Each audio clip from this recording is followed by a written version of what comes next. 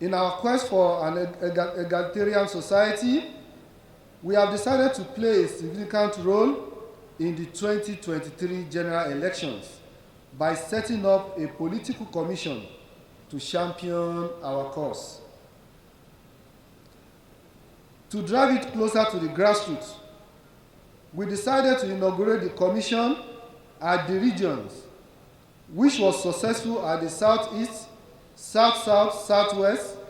Unfortunately, the train conveying our comrades who were going to inaugurate that of the North was attacked by terrorists, and we lost the Secretary General, Barrister Musa Lawal Osigi MNI, and the Kwara State Chairman, Comrade Akin Akishola, and other innocent Nigerians. It was a supreme price, but I can assure you that we are not deterred by the ugly developments. The theme of this year NDC is the working class amidst the challenges of national security, unemployment, and democratic development.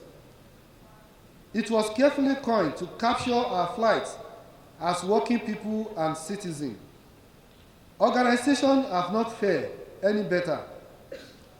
They have their own sore experiences, which have led to job losses and other associated challenges like deficit of decent work. But most of our contemporaries have made remarkable transformation in virtually all spheres of their national life, especially in their cost of living and per capita income. Why is our own case always different? The blame game has continued as politicians have continued to blame their predecessors for their country's economic woes. Today, COVID-19 pandemic is the new devil. In as much as we agree that there was a setback, it is also worthy of note that obnoxious government policies and placing of square pegs in round holes are also contributory factors. People who have no business in government take over power and appoint cronies whose goal is to kill, steal, and destroy the economy, prefer and deplete our treasury. The late music maestro Fela Anikulapo Kuti called it a paddy government. Another strategy is to impoverish the masses and double few packs of Indomie during election to their voters. The style has not changed, but we are wiser now. Although the impact of pandemic is huge, but the rate of recovering by some countries has been quite fast because they are always having plans for the rainy days. The organized labor has more industrial relationship issues, and this is as a result of mass job losses, job destructions, collapsed social infrastructure, and other setbacks. The purchasing power has become weakened and standard of living deteriorated. The bane of Nigerian development is leadership, and the political elites want the status quo to remain. But we are determined to stop it. We have resolved to end mass retrenchment, unfair wages and pension, hyperinflation, unemployment, prevalent poverty, weak social protection, and the likes. We need quality education, affordable health care, and well-secure country. This is not the best of time for Nigeria and businesses. The quality of life of most Nigerians have dropped, even as compromise, as companies have continued to close shops and fleeing to neighbor countries because of poor economic policies and reliance on neoliberal policies. As it stands, Naira is being exchanged for 610 Naira and selling for 580 Naira. It is preposterous that at a time that the manufacturing companies cannot access forex to purchase raw materials, politicians were throwing dollars at one another during the party conventions. This unpleasant development, according to the Consumer Index report released by the National Bureau of Statistics, is responsible for the rise in inflation to 16.82% in April 2022 and the associated increase in energy, food prices, transportation, goods and services. The report also has it that on a monthly basis, the headline index increased by 1.76% in April 2022, compared to 1.74% increase recorded in the previous months. It has never been this bad. At a function in Lagos recently, the president of African Development Bank, Mr. Akinwumi Adesina, lamented that the rate of joblessness among Nigerians, saying about 40% of youth are unemployed, which is responsible for the discouragement, anger, and restlessness in the country. Nairametrics.com in a report stated that Nigeria's total debt stock rose to 41.6 trillion in the first quarter of 2022, representing a 2.05 trillion naira recorded in December last year. In dollar terms, Nigeria's debt stock rose significantly. In the same vein, Nigeria's debt to GDP ratio rose to 23.27 in the first quarter of this year, compared to 22.47 as of December 2021. This is due to the increased borrowing and poor economic policies and growth. The external debt services surged to $548.78 million in quarter one of 2022, compared to $286.35 billion in last quarter of 2021. The external debt service surged to. So, what is the most annoying in all this is that there is no significant investment done with all this loan.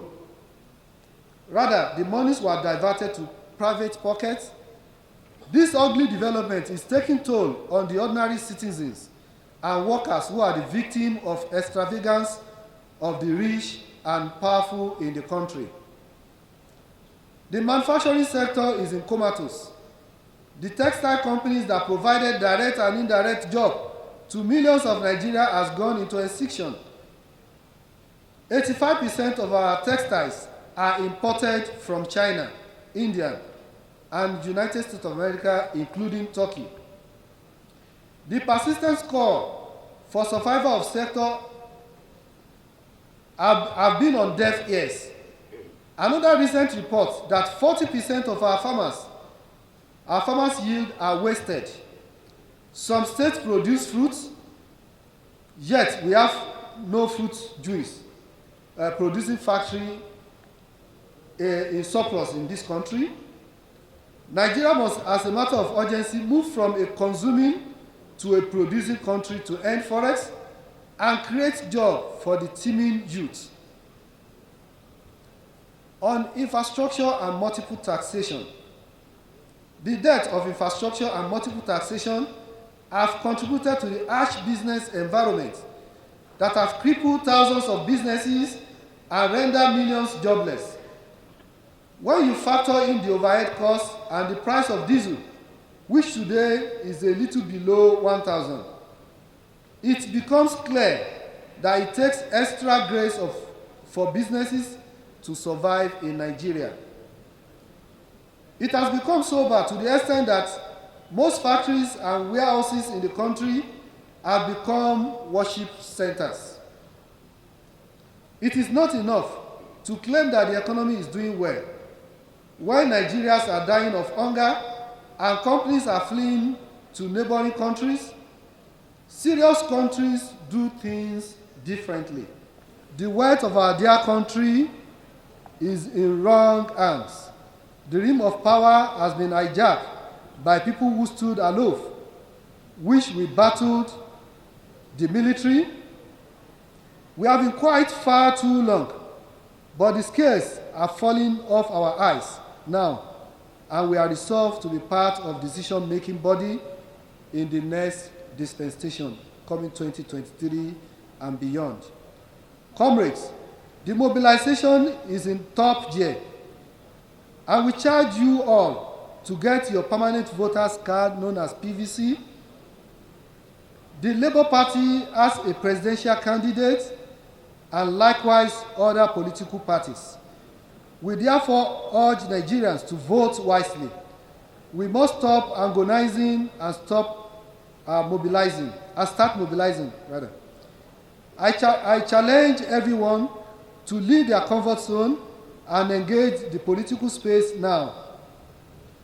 We must ensure that our intervention this time is deliberate and must outlive the 2023 general elections. This is the time for us to become part of decision-making in our matter. I want to use this opportunity to appreciate the outgoing president of the Trade Union Congress for his support for the Labour Party. I must put on record his efforts in bringing together the unity that we are enjoying today in the Labour Party. He worked with his colleagues and brought the leadership of NLC and Labour Party to ensure that all the disagreements were laid to rest. We are very grateful to you, and we appreciate that support. I listened carefully to his address, and I want to say that it is high time we take the bull by the horn. By the time you look at his address, you see that there's no good news in it. And I think it is time for workers to change this narrative, to change the course of action of the country, and take the bull by the horn by doing the right thing. The challenges we have had over the years and in the country is clear and simple. Failed leadership over the years, and therefore we must use the opportunity that we have to make choice next year to end the wars, to change the sufferings, to end the protest and series of strike, and bring in a Labour government that will change the narratives in Nigeria. I therefore want to appeal to workers and call on those workers who are still sitting on the fence, those workers who have not collected their PVCs, to go and do so and be ready to enthrone a Labour Party government come 2023. Luckily, the Labour Party has been reformed, has been repositioned, has been reorganized, and luckily too, we have one of the best presidential candidates that we have put forward. Thanks for checking out SYMFONI on YouTube. Please be sure to subscribe and like our videos for updates.